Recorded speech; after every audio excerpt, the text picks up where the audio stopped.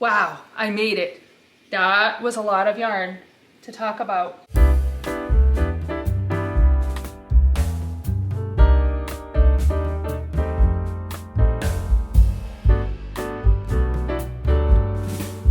Hello, my name is Michelle and this is Michelle's Fiber Studio podcast. Today is Sunday, March 2nd, and this is episode 41 of the podcast. Welcome, welcome. If this is your first time joining me, well, thank you so very much for checking me out. And if you're a returning viewer, well, thank you very much for coming back. It is a beautiful sunny day, although it is very cold. It's currently 19 degrees. Yeah, I think we're supposed to have a little bit of a spring thaw this week. Fingers crossed, hopefully. A little bit of warm up, but it was chilly. It was very chilly this morning as we headed out to church, and it's windy too. So it is 19 degrees on the thermometer, but that feels like temperature is much lower, probably in the single digits. I still gotta go out and get groceries once I'm done recording here. So that's, yeah. Then I can tuck in and be quiet and warm and cozy for the rest of the day.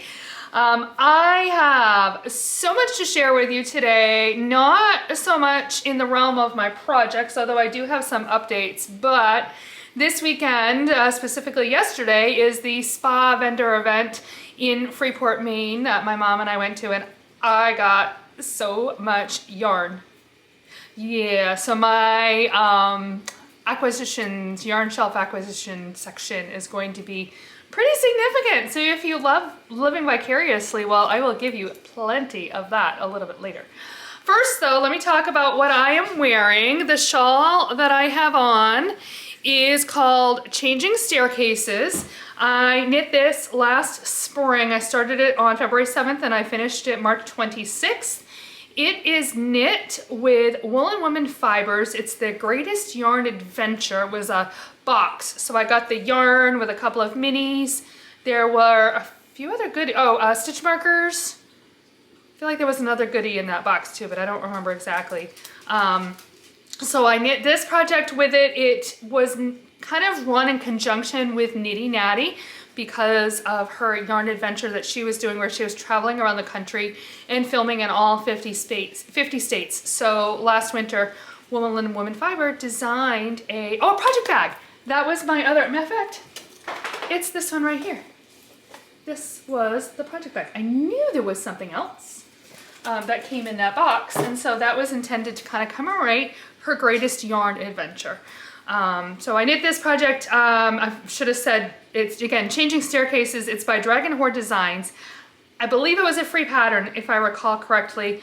I also believe I may have modified it slightly to make it work for the yarn that I had on hand. If I did, I hopefully included some notes, and I will have a link to that project down below in the show notes, so you can go and check that out. Marta is wearing a project that is a little bit older, a fair bit older actually. It is the Mesmeric cardigan by Katy Banks.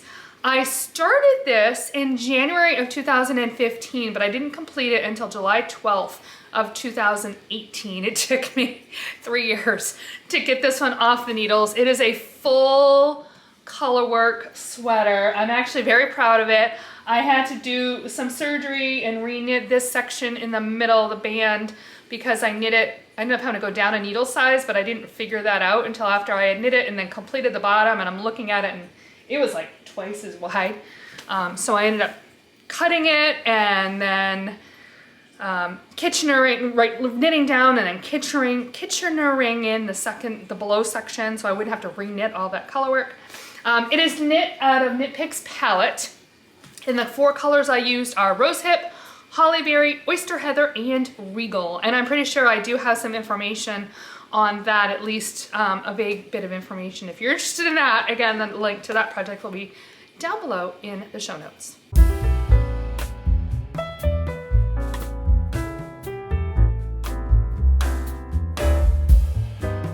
So today in my project bag, I'm going to update you on 4 projects. I did work on my secret ingredient make along, but I think I did literally 2 rows, like 1 row across and back. So I didn't even bring it over. It didn't feel worth pulling out and having to have a whole segment on.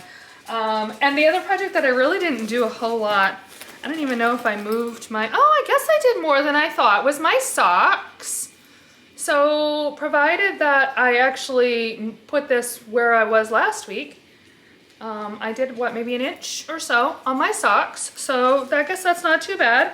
This is my yarn from February from Hypnotic Yarns, and it's Cupid's Bow is the name of the yarn. Find my tag here for you. So they're moving along slowly, but that's okay. They're kind of that project that I can grab that's really easy and simple if I'm out and about and I need to bring a project with me, then this is one of the two that I will grab. The other out and about project that I might grab and kind of is vying for attention with the socks is my husband's Musselburgh hat.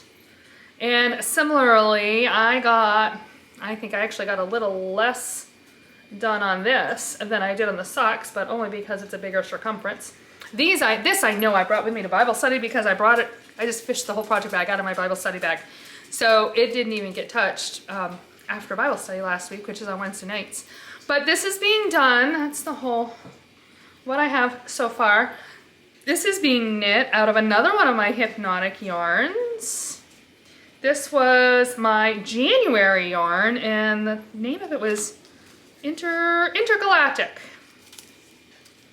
And so this is the Musselburgh by Wit DK, which I am knitting for my husband. It is his second Musselburgh. So this one I am fairly confident. Sorry, honey. But you probably won't be able to wear it until next winter because that's just the way it's going to end up being. We're in March, and the opportunities, especially for him, he pretty much only wears a hat when he's outside clearing snow. So those opportunities are fast diminishing. Fingers crossed, right? So that they diminish even faster. So definitely within the month or so, there's probably not going to really be a need for him to wear a hat, and I truthfully don't think I'm going to finish it in the next month, but I'll keep picking away at it, and he'll definitely have it for next winter. So I think he wanted to keep one in his car and have one handy. So this is really just a secondary hat. Anyway, although that said, he requested that I knit this one as long as I possibly can so that he'll have a good fold-up brim, which means the one that he's currently wearing will probably become the car hat, and this will probably become the keep in the house for snowblowing hat. But at any rate, that is that project. My next project I'll talk about is my Northeasterly Blanket. The Northeasterly pattern is by Katy Stevens. And I finished my February yarns. Let's see, which direction am I going? This way. So I think if I have this in the right spot, I was just starting this red color, and then I got this color in, and that color, and that, I loved this color. And this color, and this was the last color. I did find when I got to the end of this one, if you notice, see how long this one is and how short this one is? I'm actually 4 rows short, and I ran out of, like, I'm joined right at the very tip. So I somehow at some point didn't space my joins right. And I decided, I didn't feel like ripping it back to, like, I guess I could have ripped back maybe the pink one and tried to squeeze them in there and maybe got an extra 2 rows out of it. But I decided I didn't feel like doing that, and it's the same length, so we're gonna just make it work on the next month's minis when they come in.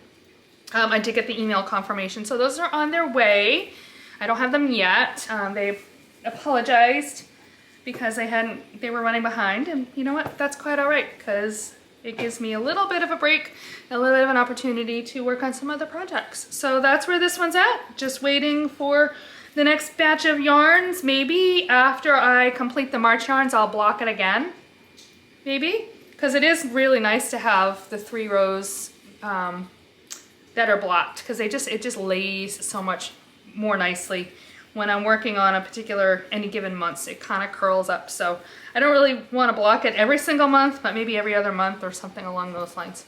I will get that blocked. But that is again, my Northeasterly Blanket by Katy Stevens. I did not touch my Yorkshire Crochet along blanket, so I'm not gonna even worry about that one, and you know, I'm picking away at it. It is what it is. I'm working on things as I feel like it.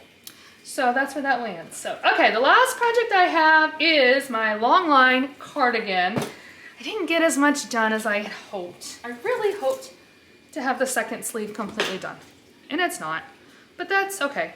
It is what it is. So let me figure out how to hold this so that it's, all right, there we go. So I did complete one sleeve entirely, and I've tried it on and it fits so good. I'm really, really excited. And then that's how much of the sleeve I got. So I had to do the whole sleeve cap, which is not a little amount of knitting. And then I think I've gotten 2 of the decreases done. There's 13 in all. I think I just did the second, or I'm getting ready to do the second decrease. So once I finish the sleeve cap, I work 12 rows straight and then do a decrease, and then there's 12 more decreases. So I've done that first decrease and I'm just about to do the second decrease. So, you know, the sleeves are gonna get smaller in circumference, which means there'll be fewer stitches, so they'll go around faster. Maybe this week, by the end of the week, I'll have a finished sleeve, and then I can really focus on the body, which I really want to get this done because I have a lot of sweater quantities of yarns, and I'm very excited about them all, and I don't really want to start another project while I still have this one on the needles, but I don't know that I'm going to be able to hold out much longer. So yeah, we'll see what happens next week when you join me, whether I've managed to stay focused and just work on this one. The yarn that I'm using, I should probably tell you, is Regia Premium Bamboo. That's like the littler tag. It's not the big tag, but you get the point on that. And Gusto is the other color that I'm easing in, but I'm not at that. So when I bring the Gusto back in, I'll talk about that again. But this is, again, the Longline Cardigan by Hote Locatelli.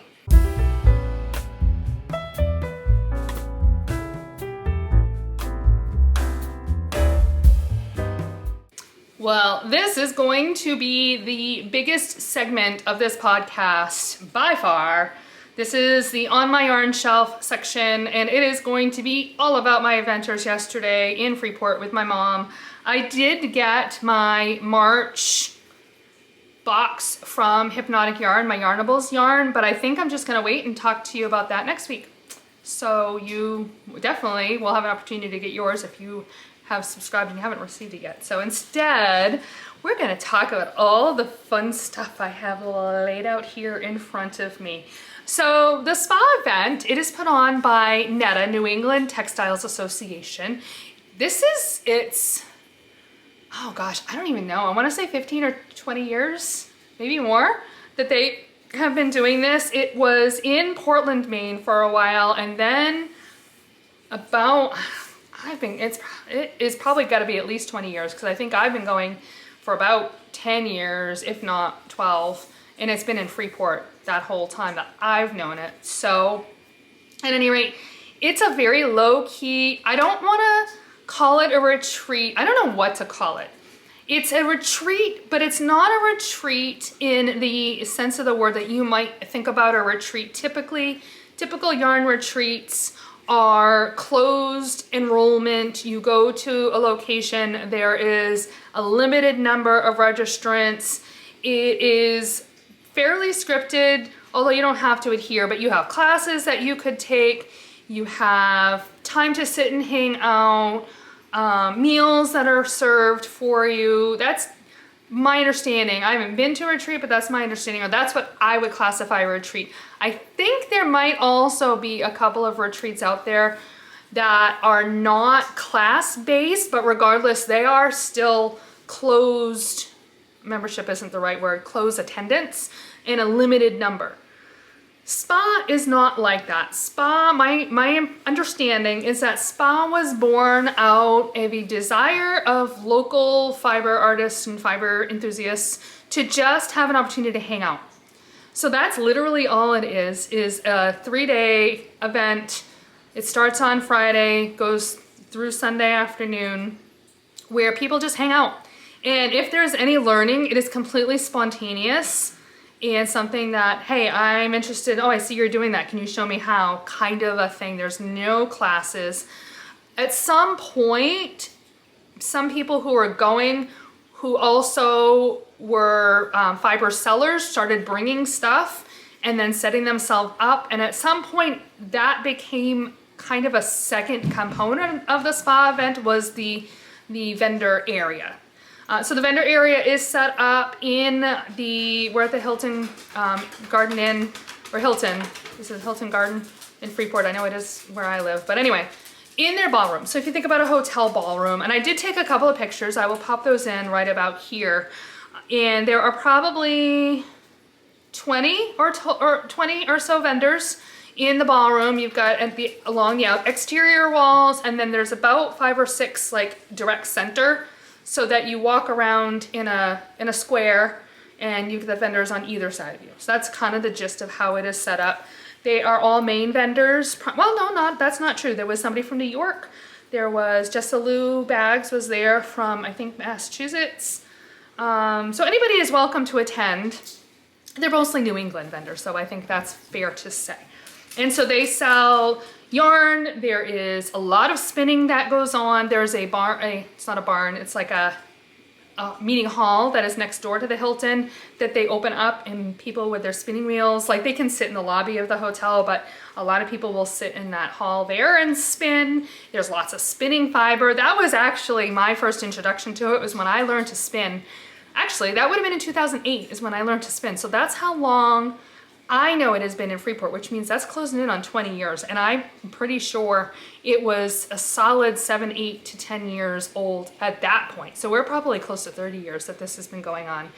But at any rate, one of the vendors there is somewhat local to me, and I was buying fiber. I had found her online and went to her shop and was buying some fiber as I was learning to spin, and she talked about it and said, you really should go to this event if you're interested in seeing lots of different fibers. And so that was, I went initially more for the fiber component because I wanted to get fiber for spinning. I haven't really been as big into my spinning wheel, although I'm looking at it, or one of them across the room here, and the other one is in the other room over there. And I really do want to get back to spinning, but mostly now when I go to spots for the yarn. So now that I've talked all about that, how about we start talking about my new treasures in no particular, actually before I do that, something else that they have is this free table. So in a side room, they had a couple of big long tables that they put side by side, and people could just bring yarn, and there was a table with needles too, but yarn and needles that you were done with, and just leave them, help yourself kind of style. I actually meant to go through and see if there was anything that I was ready to part with, and I totally forgot until I got there, which happens every year. So let me show you those two things that I found. I have this yarn here. I have no idea what it is. It's a fingering. It feels like a merino nylon standard stock yarn, but I have no idea who the vendor is, you know, who the dyer is, where it came from.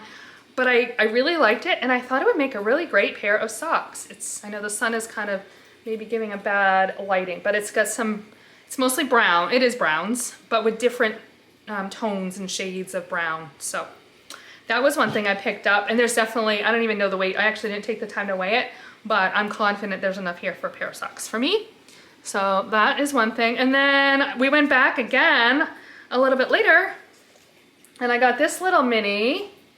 And it is from Frolicking Feet. It's labeled their sport. It is superwash wool. It's a 20 gram mini skein and approximately 68 yards.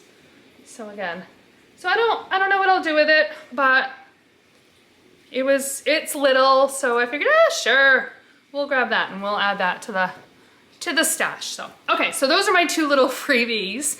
And by the way, I will be sure to have a section in my show notes down below. I'll head it spa event, and I will link all of these vendors as I talk about them. So let me start with spa itself, because then after spa, so I went with my mom. My mom and I go pretty much every year, and we make a day of it.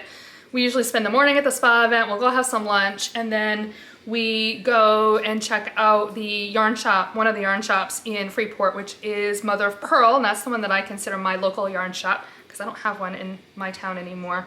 So we went there afterwards. But I'm going to start with the vendors at SPA from whom I purchased. So how about we start with this one here, and this is in no particular order. We tend to, when we go in, I'm delaying you again. We tend to, when we go in, kind of do one pass around all of the booths.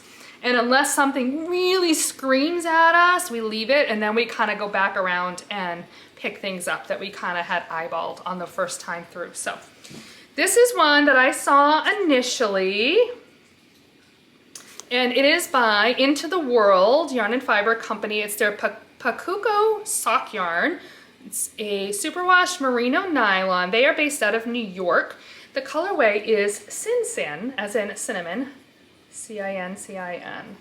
And I got 3 skeins of this because I thought it was just beautiful, and I cannot wait to make a sweater out of it. I will probably make it a cardigan because it's a little, you know, there's lots going on here in these colors. And I think if I make it a cardigan, then I can break it up a little bit by whatever shirt I am wearing underneath. So I got 3 skeins of that. So that should definitely make a cardigan. Next I have from Wild Violet Fibers. I got these beautiful yarns. They are the same colorway, English Rose. But this one here is 100% baby alpaca. So it is super, super soft. It's got some really, really lovely, lovely, lovely shading. And then this is her 72% brushed Super Kid mohair, 28% mulberry silk. So a silk mohair. And I plan to hold the two together, which will give some structure to the alpaca, but will retain the softness of it. So that I'm pretty excited. This will be a shawl of some kind. I haven't picked out a design yet, but I got that. While I was there at the same booth, I also got these fun little stitch markers. These little sheep, are they not the cutest? It was a set of 4. And I split them with my mom. Mom's birthday was on Friday, and so I gave her 2 of them as a little birthday gift. And so they're so cute. I actually thought that they were progress keepers, and then I went to open the package to give her 2. I'm like, oh my gosh, they're not progress keepers, they're just stitch markers. But I'll just throw a light bulb stitch marker on them and use them as a progress keeper, because that is how I intend to use them. So that was Wild Violet Fibers. I don't remember where they're out of, but I will link them down below. Next, how about we talk about this one? This is by On the Round, and it is her Plush DK. It's a superwash merino DK, and I got it in this colorway is lilac. Lilacs are one of my absolute favorite flowers. And I got it to make a pair of fingerless mitts. I don't have a picture. I was gonna say I'll pop a picture in of the one that I'm copying, but that was the problem. I couldn't find it.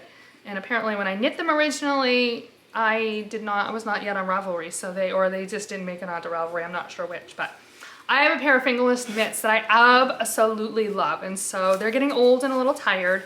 So I bought this yarn. It's the Diamondback mitts. I can actually link or put a picture of the pattern in here by Stephen West, and it calls for a DK weight. So that is specifically for that project.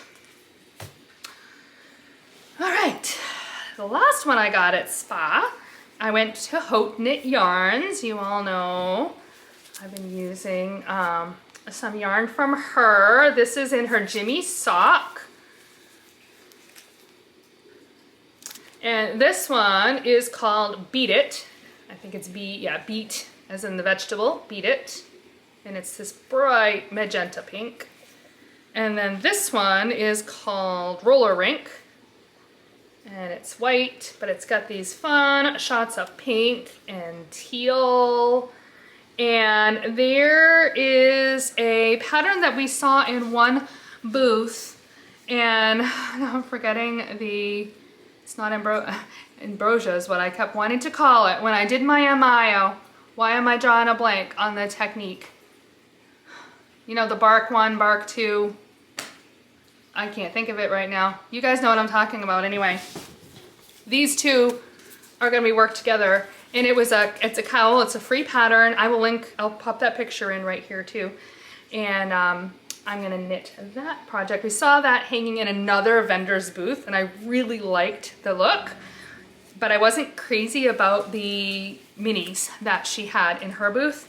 So when I went back to Haute Knit, I found these. I'm like, oh yeah, this will make a really fun little cowl. So this is another one that I'm hoping to get on the needles actually fairly soon and make that. And then the other thing I got from her was a project bag. I wanted a springy project bag. I thought this one was super cute. It has the little hearts on the inside. It's got a nice little handle here. So this will be probably what I stick this project in, to be honest. So, oh, and the other thing, actually it's not the final project. At, oh shoot, I don't remember who the vendor was. I don't remember her name, but I got some little doodads. I got another, she carries knit pick stuff, so I got another pair of these scissors, which are knit picks. And then I got these Knitter's Pride wool needles. And can you see, they have, it's like it reminds me of a needle threader, but it's an actual yarn needle. So I wanted to try those because I have the yarn needles that are basically one big eye. And I think this, if I'm understanding this correctly, this will do the same thing. So I thought that was pretty cool. So I want to try these. And then she had this little basket of Vermont maple beak balm, actually is what it's called, but it's a lip balm that's maple flavored. So I had to get one of those too. So, all right, those are my other little goodies.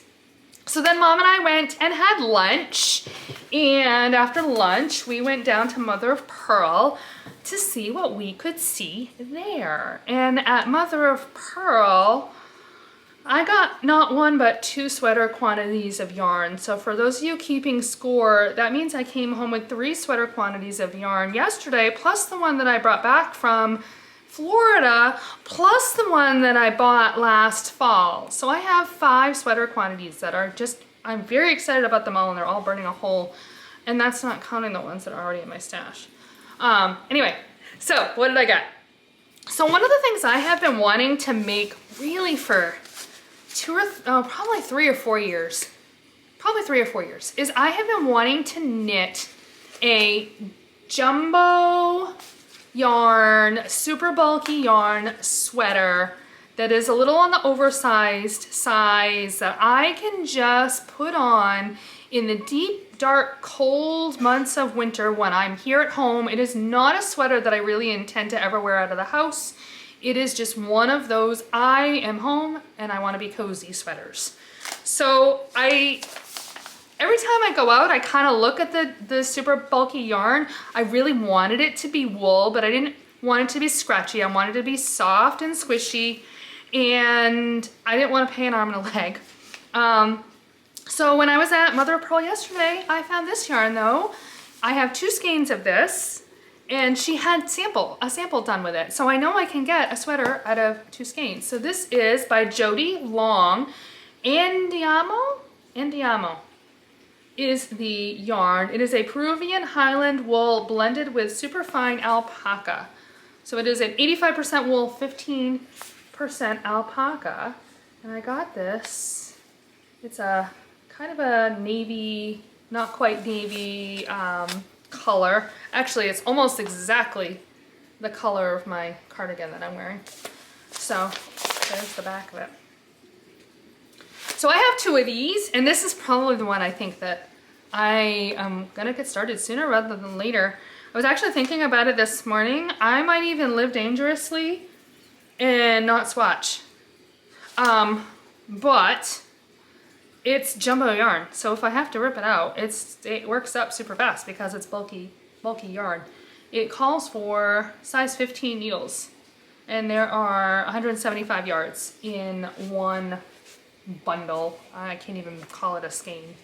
So that's the first thing that I had set aside in my basket. Then we wandered over to the sale area of the store, and we spent a lot of time back in that corner. That yarn was 30% off. And I ended up walking away with this yarn, which is by Elsebeth Lavold. It is her Silky Wool Aran. So it's a thicker worsted weight yarn. And it is a blend. It is 45% wool, 35% silk, and 20% nylon. So yeah, I am really excited. There was a really pretty purple that I thought about getting, but I wanted 9 skeins. I think that's what I have over there is 9. I don't think I went with 10. I think I went with 9. It was a super good price. And she had 9 skeins, but one of the skeins was a different dye lot, and it was definitely different. And I could have taken it and done like cuffs and collar and ribbing and probably gotten away with it, but it was very different. This one, they had this color too, which is, I really like this color, and I think this is gonna be a really great color. Anyway, and of the 9, I believe, it was either 3 or 4 or a different dye lot. But in this case, when I held the 2 different dye lots together, it was barely perceptible. And if I helical knit it, or I might not, but if I do helical knit it, I am confident that you won't even be able to tell, because there is a little bit of subtle tone shifts in this yarn anyway. But I think this yarn is gonna wear really, really well. The silk content and the nylon content with the wool is gonna really keep the wool from pilling. At least that's what it feels like. So I'm really excited to cast this on. I don't know exactly what I'm going to do with it yet. A pullover probably of some kind. But yeah, so I got that one. And then the last thing I got was, I haven't taken, actually I'll open it up here for you. But it was a kit, and it makes this hat here. And that was also in her sale bin. And the yarn is by Knitted Wit. It is her DK. And it is her National Parks yarn. And it's Acadia National Park, which, as you may or may not know, is the national park that we have in the state of Maine. So this will knit that Maine Sea Captain's hat with that skein of yarn. So not like I really need another hat, because we all know I don't really wear hats, but I'm gonna make it knitted anyway and enjoy having it around. So I thought it was kind of fun. So that was a pretty good deal too. Came with some little extra doodads and well, it's actually a needle. I mean, has their advertisement, Mother of Pearl, but it actually has a ruler on the back. So, and then the pattern. So, whew, wow, I made it. That was a lot of yarn to talk about, but it was so much fun. Mom and I had a great day, and I love every bit of it.